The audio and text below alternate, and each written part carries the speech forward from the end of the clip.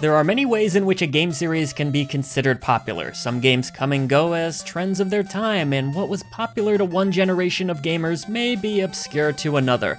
However, there are some games that make such an impact that they leave behind the legacy of a cultural phenomenon.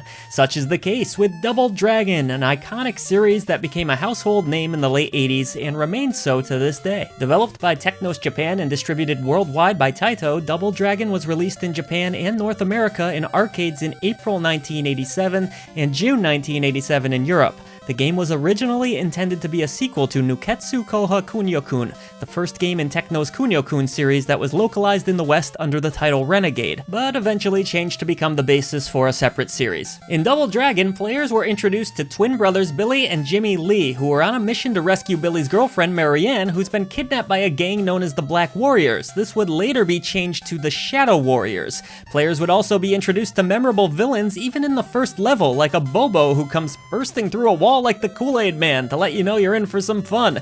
And then there's Jack, the Mr. T look-alike first boss. Interestingly enough, another iconic wall-bursting character, Dogi the Wallbreaker, was introduced in 1987 in Falcom's Ys the Vanished Omens. So it turns out 1987 was a great year for iconic wall-breaking characters in Japanese games. The Kool-Aid Man would certainly be proud. Hey, Kool-Aid!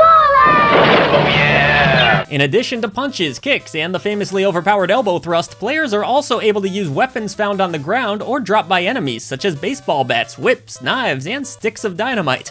Items like boulders and oil drums can also be picked up to be thrown by both players and enemies. The game also famously featured environmental hazards like pitfalls, water, and spikes that would result in an instant death if players or enemies fell into them. While this can easily lead to cheap deaths as players learn that simply wandering near the bottom of the screen can result in losing a life, it also provides the opportunity to easily get rid of enemies by launching them to their deaths. There are 4 levels in the game consisting of a city, a factory, a forest, and the base of the Black Warriors. In the final 2 levels, the game adds some platforming sections that seem to primarily serve the function of getting players to insert more quarters into the game, but they can be endured without ruining the experience. The game concludes with the players facing off against Willie, the leader of the Black Warriors, who is armed with a machine gun that can cause an instant death. And if the game is played in co-op, the players then have to face off against one another after Willie is defeated. Double Dragon was a huge financial success for Technos in Japan, and an even bigger success for them in the West, where it greatly increased the popularity of the beat-em-up genre of games.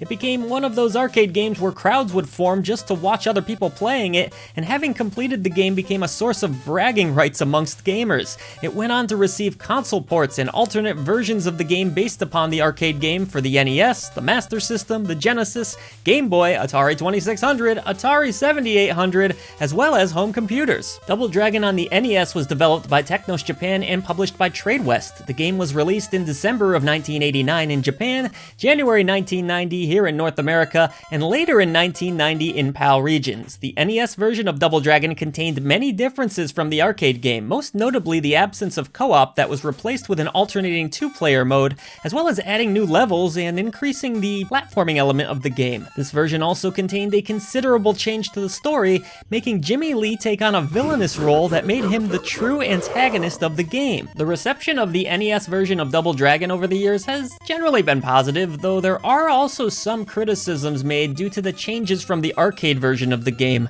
mostly due to the lack of co-op gameplay. Still, it is generally considered to be a classic and remains one of the most popular games in the NES library. The Master System version of Double Dragon was developed by Technos, published by Sega, and released in 1988. This version more closely resembles the arcade version of the game than the NES version, and also retains the co-op gameplay of the original. The Master System version makes great use of the system's color palette, and the result is very vivid colors that look impressive for an 8-bit game.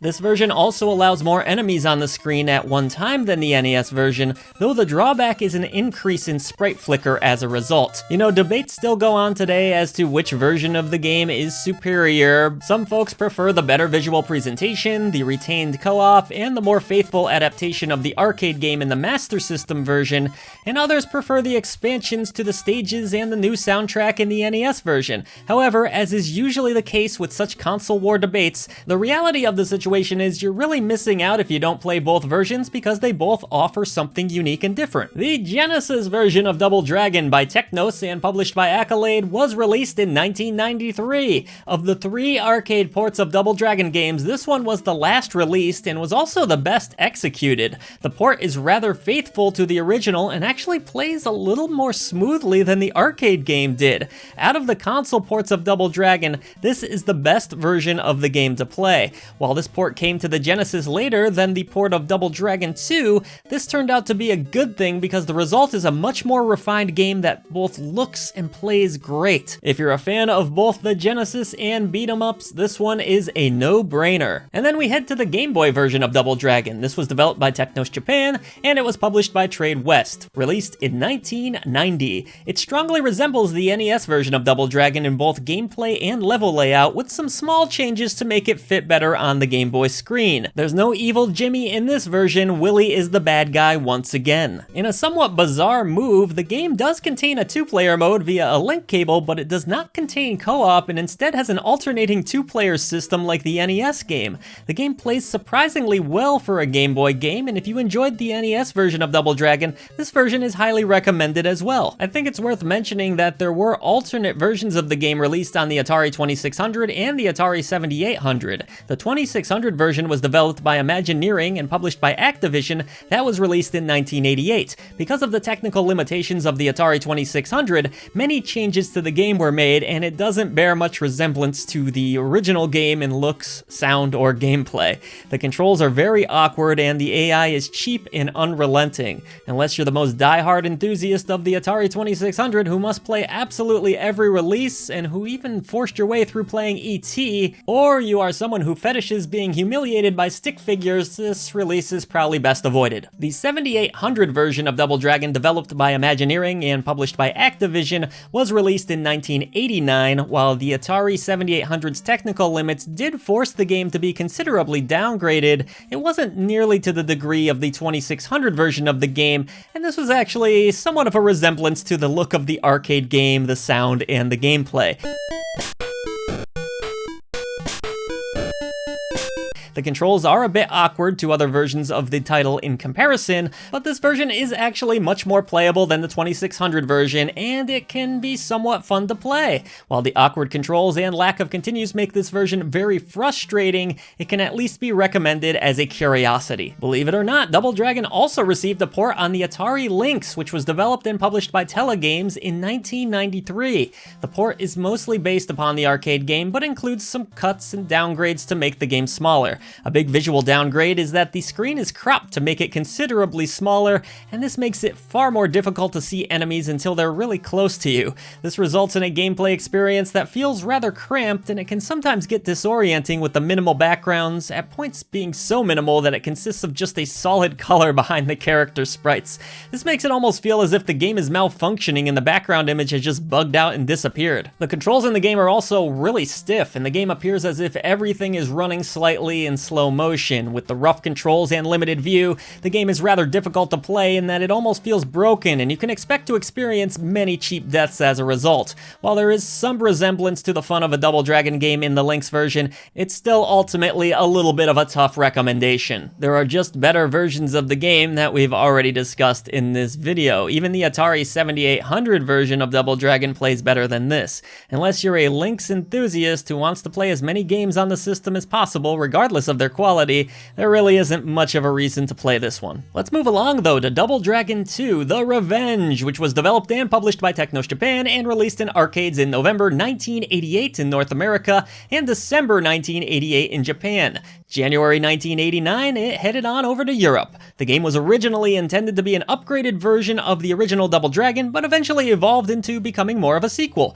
Much of the game is similar to the original, with notable exceptions being a change in the controls, which were now direction-based, and the buttons for punches and kicks would switch to the opposite depending on which direction the character was facing. This can be very confusing at first, but it isn't too bad once you get the hang of it, and it also allows you to attack from both directions, which can be pretty useful when encountering enemies swarming you from both sides. The opening of this game is pretty brutal, with Willy murdering Marianne, so Billy and Jimmy pursue him in a quest for vengeance. Double Dragon 2 also consists of 4 levels, consisting of an urban area, a lumber yard, a farm and the base of the Black Warriors. A new iconic enemy was added to the series in the form of Burnov, a huge man wearing a metal mask whose body will evaporate upon being defeated. He appears multiple times in the game, with some variations of him having the ability to reform his body. This was kind of interesting in that it added an aspect of body horror to the B-movie vibe that the series was going for, and it was something you were eager to tell your friends about after having seen it. There were also some other characters that seemed to be pop culture references, such as the gang member Williams, looking a lot like the Marvel character Wolverine, and another one that resembles Arnold Schwarzenegger. The game ends with another confrontation with Willy, but instead of a fight between the players at the end, it includes a new final boss in the form of doppelgangers of the players. If the game is played in co-op, doppelgangers of both of the players will have to be fought at the same time.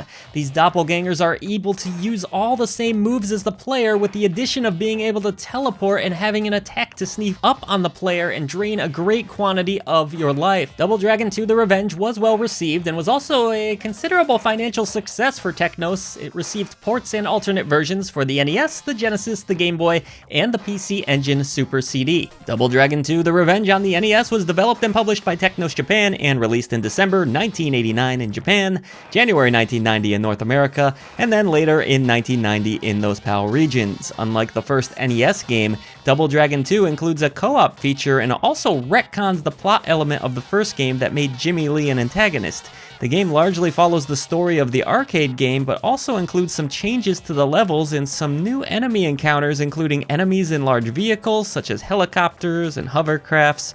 There are also some new enemies that were not in the arcade game, like ninja enemies that are unique to the NES version, and a new boss that replaces Willy near the end of the game. There's also quite a few cutscenes here, making this one of the more fleshed out stories in the Double Dragon universe. Next we have Double Dragon 2 The Revenge on the Genesis, developed by Technos and published by Palsoft. This was released in 1991. The game is a direct port of the arcade game, but looks and plays considerably rougher than that original. This version is rather prone to slow down, but it isn't so bad that it makes the game completely unplayable. Something players should be aware of is that the environmental hazards are easier to die from in the Genesis version than they were in the arcade game, which may come as a surprise because the financial incentive to get players to insert more money into this title isn't present in a console port. It is still quite fun to play, but you should also really try it out before you spend money on the collector's price. A physical copy is a lot these days. The PC Engine Super CD version of Double Dragon 2 The Revenge was published by Naxat and released in 1993.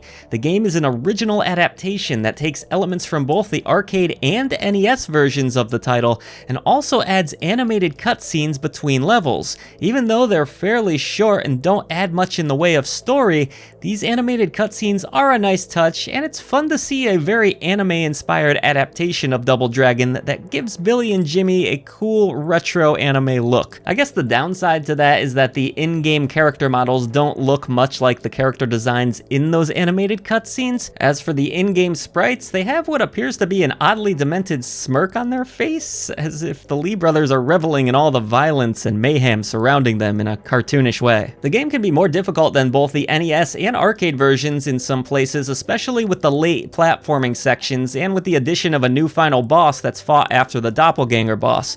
This boss is a martial artist who looks like he would be an anime villain and whose moves do a great deal of damage. He also has the ability to turn invisible, and he's invulnerable while in this state, but he can still damage you. Of course, he likes to spam this ability, so this can make the fight extremely frustrating. Overall, this is one of the most difficult bosses in any Double Dragon game, and defeating him is an accomplishment you can be proud of. While the PC Engine Super CD version of Double Dragon does have a bit of jank to the gameplay, it is rather fun once you get used to it, and it's interesting to experience a presentation of Double Dragon that mixes in animation and a CD soundtrack featuring songs that sound a lot like early 90s dance remixes of video game music. And one of the levels contains something that sounds almost like an acid house version of Double Dragon music that must be hard to believe. believe.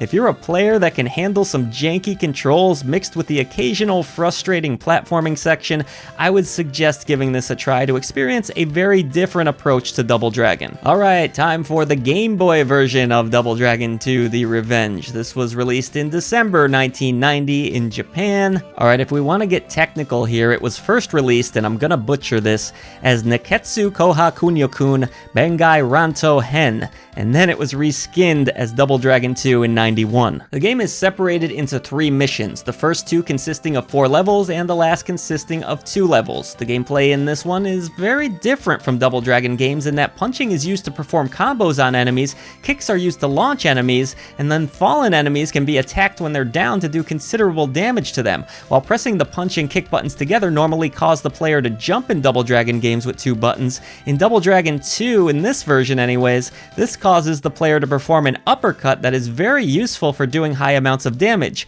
Learning to lure enemies into a position where you can uppercut them is a very fun part of this one, and it's especially useful on the bosses. Whether you play this as Double Dragon 2 or as Neketsu Koha Kunyo-kun Bengai Rento Hen, probably said that wrong again, this game is incredibly fun and a must-play for beat-em-up fans. The Japanese game is also playable in English via a fan translation, so that's very convenient. We are now on to Double Dragon 3, the Rosetta Stone. This was developed by East Technology and published again by Technos Japan, releasing in arcades in May 1990 in North America, November 1990 in Japan, and January 91 in Europe. It is immediately apparent that this one was not developed by Technos because the game looks and plays very differently from its predecessors. Rosetta Stone now plays up to 3 players in co-op, with a new character named Sunny being added as a 3rd main character. Another addition is the inclusion of shops in the levels in which players can use credits to purchase upgrades including additional life, increased power, additional moves, weapons, and more characters to play as who will replace the main characters upon death. These extra characters are the Urquidez brothers, the Chin brothers, and the Oyama brothers. They all fight in a different style, and which extra characters are available for purchase will depend upon the level in which you're buying them. The controls in the game have a very different feel from the previous games as well, which can take some getting used to, but they do have a decent fluidity to them once you've gotten used to it. Despite the animations of the characters' actions looking rather choppy, the way it plays has a nice flow to it, and the game is much smoother to play than it actually is to look at. The story focuses on the Lee brothers being sent on a quest by the fortune teller Hiroku, who sends them to obtain the 3 Rosetta Stones they'll need to defeat an adversary that they'll face in the future. The game begins in the United States and then involves traveling to China, Japan, Italy, and Egypt, with each level in the game being based on one of those locations. The types of enemies the players will face varies considerably depending on the location, and they include remnants of the Black Warriors gangs in the United States, the martial artists in China, swordsmen in Japan,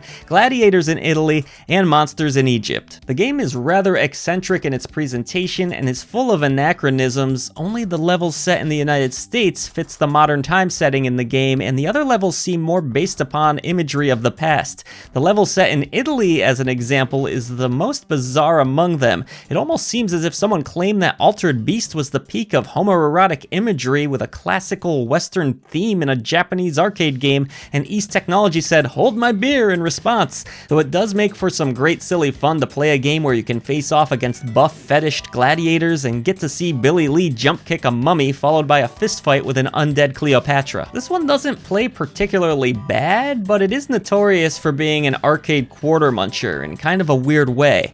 Not only do the shop upgrades cost real money, which is an early example of the pay-to-win model we see in games now, but there are some parts in the late portion that are designed to part players with as much money as possible. The most notorious of these would be a section where the players must jump on certain tiles to spell out a word in a very precise way to avoid the tiles from falling, while also avoiding attacks from a giant monster, which will result in an instant death. The hitboxes on the tiles are much smaller than they look, the tiles must be touched within a certain time limit, and falling to your death will result in the player being dropped from the ceiling upon respawning, which also brings the random chance of another instant death. Games can be janky in different ways. There is jank, there is retro jank, and then there's quarter-munching retro jank. The late part of Double Dragon 3 falls firmly into that last category. Fortunately, the console ports of the game reduced a lot of this and are much easier to complete. Even with this issue, there's still some fun to be had with Double Dragon 3 if you have the patience for it. While the game is controversial because it is such a huge departure from the previous two games, it's still a better game than its negative reputation might suggest. If you have the kind of patience to deal with the issues in the later part of the game, it's worth giving a try. So then how about the NES version of Double Dragon 3? Well, it's called The Sacred Stones, developed by Technos Japan, published by Technos in Japan, and Acclaim everywhere else. It was released in February 91 in Japan and North America, later in 91 in Europe, and 94 in Australia. While the game is based upon the story of Double Dragon 3 The Rosetta Stone, the gameplay is very different from that one, and ports of the arcade game on other systems were released as Double Dragon 3 The Arcade Game to clarify their difference from the NES game. The game features a co-op mode with two different versions, one with friendly fire and one without. The gameplay is more similar to the original NES Double Dragon in that it has dedicated buttons for punching and kicking instead of the directional controls featured in Double Dragon 2. Unlike other Double Dragon games, players in this one only have a single life, but with that said, you can obtain additional characters to play as upon death of the previous character. On top of that, there is also a menu function that can be used. The additional characters that are recruited are Chin, a Chinese martial artist, and Ran Zhao, a Japanese ninja. Players can also obtain weapons in the game that function differently than in other Double Dragon games. Rather than the use of a weapon being limited by an area, weapons are found and kept, but they have a set amount of stamina. Using a menu, players can switch between fighting with or without a weapon if they want to preserve the stamina of a weapon for later use. The character Ran Zhao also uses a sword as his default weapon that has infinite stamina. Double Dragon 3 on the NES has a reputation for its difficulty as well as some of the typos, the localization here. Most famously, the typo where Billy's name is misspelled as Bimmy when playing the game in co-op. This typo is even parodied in the game Double Dragon Neon, which features enemies who are deformed clones of the Lee brothers named Bimmy and Jammy. But what of the Genesis version, you ask? Double Dragon 3 The Rosetta Stone on the Genesis was developed by East Technology, published by Flying Edge, and released in '92. While the arcade game looked choppy but still had fluid gameplay, the Genesis version plays just as choppy as it looks. Though there is some visual downgrade from the arcade version, it's not as much as you might imagine because the color palette of the arcade game was already rather similar to that of the Genesis, and the look of the game already had a Genesis feel to it, even though the graphics were more detailed. While the choppy gameplay of the Genesis version does make it more difficult to play than the arcade version in some ways, the notoriously difficult parts of the arcade game have been reduced in difficulty and are mercifully easier on the Genesis port. And then we have the Game Boy, Double Dragon 3, East Technology, published by Acclaim, and was released in '92. This version of the game is considerably shorter than the arcade game, but it greatly increases the difficulty of the combat in most of the title, so it won't be one that players will complete quickly despite the otherwise short length. While the arcade game has some extremely cheap difficulty regarding a puzzle scene and the final boss, the Game Boy version makes that puzzle and boss fight considerably easier. Instead, it makes every other enemy encounter extremely difficult in a very cheap way. Playing this version of the game is an exercise in pain and suffering, and not in a satisfying or fun way like you'd find in, say, Battletoads and Double Dragon. This is probably best avoided unless you are specifically seeking out the most difficult retro game possible, or you're a masochist. So in addition to direct ports and alternate versions of the arcade games, Double Dragon also received sequels and spin-off games as well as adaptations in the form of an animated series and a live-action movie. The animated series provided the basis for the game Double Dragon 5, and the movie had its own game tie-in with a Neo Geo fighting game very loosely based upon it. One such spin-off was Battletoads and Double Dragon, and that was released on the NES, the SNES, the Game Boy, and the Genesis. The NES version was developed by Rare and published by Trade West in North America and Nintendo in Europe. The Genesis version was developed by Rare and published by Trade West and released in 1994. As for the Super Nintendo version, you had Rare developing it as well, but it was published by Trade West in North America and by Playtronic in Europe and released in 1993. The Game Boy version was developed by Rare and published by Trade West, Also 93. This one plays much more like a Battletoads game than a Double Dragon game. As players can expect with a Battletoads game, it's full of comic absurdity, with players being able to do things like hammer enemies into the ground with a pole and lifting up enemies by their hair while brutally punching them in the stomach. The enemies in the game are a mix of enemies from both Battletoads and Double Dragon, with the first boss being a Bobo who smashes through a door of a spaceship to confront the players. While Double Dragon is known for having difficult titles, Battletoads is a series even more famous for its difficulty, and Battletoads and Double Dragon is one of the most difficult games in the series. It is very easy to die in this game, and memorizing the levels is one of the keys to success, so it will take a lot of practice to get very far. Many retro games were difficult in order to increase the time players would spend playing them due to the otherwise short lengths, and Battletoads and Double Dragon would be a perfect example of a game that is retro hard. While its difficulty may be off-putting to a lot of players, this one is incredibly fun, and it may be worth the effort for those with patience who can handle the steep learning curve. The versions of the game are pretty similar, and they all play quite well. The NES version plays smoothly, but it's prone to sprite flicker, as 8-bit games in general tend to be.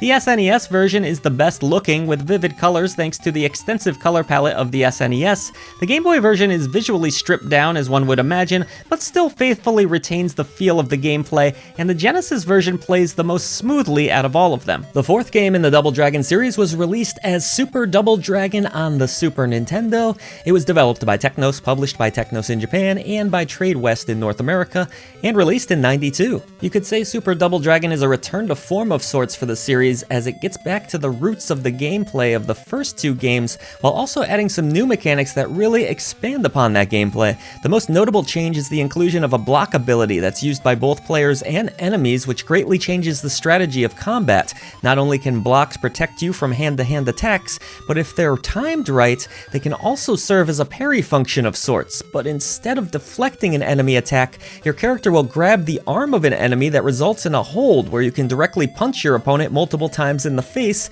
and this results in a great deal of damage. Learning this technique will allow you to reduce the damage of enemies at a much quicker rate. The game also serves as somewhat of a reboot for the series, with the story focusing on fighting a gang of martial artists called the Shadow Warriors. The story was originally supposed to be focused again on saving Marianne from the Shadow Warriors, but the story segments involving her were never finished, and the planned cutscenes in between the levels of the game were scrapped in order for the game to meet its release deadline. Despite the fact that the game was rushed in some ways, it certainly doesn't feel like it when you're playing, because this is one of the most polished experiences you can have in a retro Double Dragon game. The combat is very smooth, easy to learn, but challenging to master, and it results in an extremely addictive and rewarding experience. While the game is prone to slow down at times, that was also typical of SNES action games in general, and it doesn't detract from the gameplay experience overall. You're really missing out if you haven't checked it out. Now then, did you know about the Game Gear version of Double Dragon called, simply, Double Dragon? It was completely original, and it doesn't resemble any other game in the series. Developed and published by Virgin Games, it released in 1993, and the story is another revenge tale, but this time Jimmy Lee has been murdered, and players take on the role of Billy Lee, seeking to avenge him by taking on the gang who committed the murder. The game visually looks more like the 8-bit versions of the Streets of Rage games, but it plays in a very stiff and choppy manner. The combat in the game does mostly resemble a Double Dragon game, but contains a notable difference in that it includes a gun as a weapon that players are able to pick up and use. This makes the title feel even more different from the others in the series, but in an interesting novelty to be able to use a ranged weapon with multiple uses that results in one-hit kills. I'd say there's some fun aspects here, but a lot of frustration due to the stiff gameplay, and many of the player deaths that will come in the game feel more caused by the jank than the actual lack of player skill. While there probably is an audience that might have some fun, it is also difficult to recommend to most players due to that rough gameplay.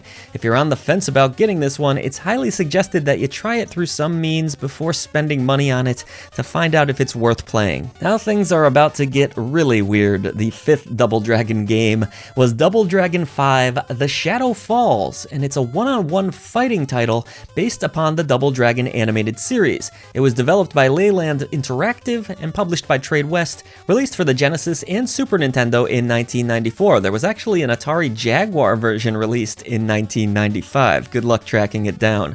The game includes character designs from the animated series, and like that series itself, it's a rather poor adaptation of Double Dragon. The characters are goofy looking, the animation is kind of awkward, and the pixel art has a muddy look to it. As for the gameplay, there isn't much complexity and the special moves aren't very useful. The strategy for winning is more along the lines of finding a way to cheese your opponent with a standard attack, either as convenient counterattack or as part of a series of attacks that can stun lock your opponents and make them dizzy. In fairness, this same gameplay strategy can also apply to a game like the arcade version of Mortal Kombat 2 because of how cheap and cheating the AI enemies are in the game, but a huge difference is that the game is visually interesting, has a compelling atmosphere, rewards players for discovering its secrets, and most importantly, it feels fun. Double Dragon 5 attempts to add some cheeky humor into the silly presentation, but it all falls flat and only comes across as making it seem like a low-budget Saturday morning cartoon with incredibly lazy writing, though that also does make it more accurately fit the subject matter for the animated series that it's based upon. The game was poorly received upon release and not only has a reputation for being one of the worst Double Dragon games, but also one of the worst fighting games of its generation. While the game is so bad that it could have some comedic value in experiencing it, it's rather similar to something like Shaq Fu in that it's amusing to watch someone else play it and not actually suffer through it yourself. As is the case with most games that had versions released on both the SNES and the Genesis, the SNES version is slightly better looking and the Genesis version is slightly better playing, though this game doesn't really look or play well in any version, so you lose no matter which way you play it. Now here's a deep cut for you. The Neo Geo also received a game with the title Double Dragon, though it's a one-on-one fighting game that was loosely based upon the movie. The game was developed by Technos Japan, published by SNK, and released in 1995 for both the Neo Geo AES and MVS formats. It also later received ports to the PlayStation and Neo Geo CD in Japan. The playable characters include series regulars like the Lee brothers, Marianne, Abobo, and Burnov, as well as new characters Eddie, a kickboxer, Amon, a ninja, Chang Fu, a drunken master fighter, Dalton, a street fighter, and Rebecca, who fights with dual tonfas. The game's combat assigns a small number of special moves to each character, but variations of each of these moves exist depending on which button you press to use them, and the moves will change if you access the charge ability once your charge meter is full. Another combat feature in the game is the use of dashing, backdashing, and double jumps that assist in avoiding attacks or in ambushing your opponent. With all of this freedom of movement and variations in the attacks, the fights are very fast and chaotic in an extremely fun way. The game itself doesn't take itself very seriously, and the silliness combined with the chaos makes for a unique experience that quickly becomes addictive. Even if you aren't good at fighting games, this one still might be worth playing because it's fun to see what happens next, even if you're getting your ass kicked. In every area that Double Dragon 5 attempted and failed miserably, the Neo Geo Double Dragon succeeds with flying colors, so it also has the extra appeal of giving fans disappointed with Double Dragon 5 what they were hoping for, so this one comes highly recommended, and it's one of the best and most unique games in the entire series. Double Dragon also received a remake on the Game Boy Advance in the form of Double Dragon Advance, which was published by Atlas and released in 2003. Double Dragon Advance is largely rooted in the arcade original, but takes elements from Double Dragon 2, such as including the enemies Burnov among the cast of characters. The game has received a visual makeover that retains the feel of the original title while giving it a considerable graphical upgrade, making use of the more powerful hardware that it runs on. Double Dragon Advance plays much like the original Double Dragon, but with much smoother controls that make the experience feel both nostalgic and fresh at the same time. It also includes cutscenes in between the levels, providing narration and featuring the Lee brothers engaging in dialogue with other characters from the game. Because of this, the story is more of a focus in this version of the game than in other versions. You'll definitely learn more about the Lee brothers and their legacy, which is pretty cool. Remakes of games can be controversial, and common criticisms are that either too much in a game has been changed so that it doesn't feel like the original, or that it's so much like the original that it feels more like a remaster than a remake. Double Dragon Advance manages to avoid both of these traps and achieves a great balance in creating a remake that is a love letter to the original by keeping true to the spirit of that game and retaining its appeal, while also doing enough that is new to justify the existence of a remake. I really can't praise this game enough, and it should serve as an excellent example of how to successfully approach remaking a game. It might also be a great introduction for newcomers to the series because the modernized controls will be easier to adjust for modern modern players. If you only play one retro Double Dragon game, then Double Dragon Advance would be a great choice because it's just that good. In the end, Double Dragon is a classic series with more hits than misses, and the best games in the series are definitely must-plays. For those interested in the beat-em-up genre, classic arcade games, and retro games in general, there's plenty to enjoy in the retro Double Dragon games, and the series has even seen a revival in recent years. Hell, there's a new one on the way. We've timed this video to kind of coincide with that. Should you ever find yourself with the desire to bust some heads and kick some ass in a great retro style, know that Double Dragon is there to nicely scratch that itch. We hope you enjoyed this video. Thank you so much for watching. Please like and subscribe if you did enjoy it, and help us preserve the past. We'll see you on the next video.